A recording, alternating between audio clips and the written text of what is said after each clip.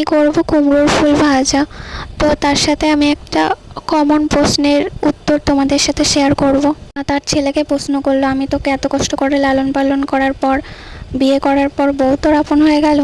তো এক চালাক ছেলে উত্তর দিল যে, মা তুমি মা ডাকটা শোনার জন্য কতই না কষ্ট করেছো, আমাকে 10 মাস 10 দিন পেটে রেখেছো, 2 বছর আমার খাইয়েছো, পড়িয়েছো, আমার খেয়াল রেখেছো। তারপর যখন আমার 2 বছর বয়স হয় তখন আমি তোমার মা বলে ডাকতে শুরু করলাম। আর একটা আমি যাকে চিনি না জানি না 2 দিনের পরিচয়ে বিয়ে করলাম, সে তোমাকে এসেই মা বলে ডাকে, তোমার কোনো কষ্ট করা ছাড়াই। তাহলে সেই মেয়েটা আমার আপন হবে নাই বা কেন বলো মা? তার স্থান তো আমার বুকে থাকার কথা। সে তো আমার মনে জায়গা করে নিয়েছে যে তোমাকে মা বলে ডেকেছে 2 দিন আসতে না আসতে, আসার সাথে সাথেই। তুমি মা ডাক শোনার জন্য এত কষ্ট করেছো, আর পরের বাড়ির মেয়েটা 2 দিন এসেই মা ডাকছে তোমার, সে তো আমার আপন।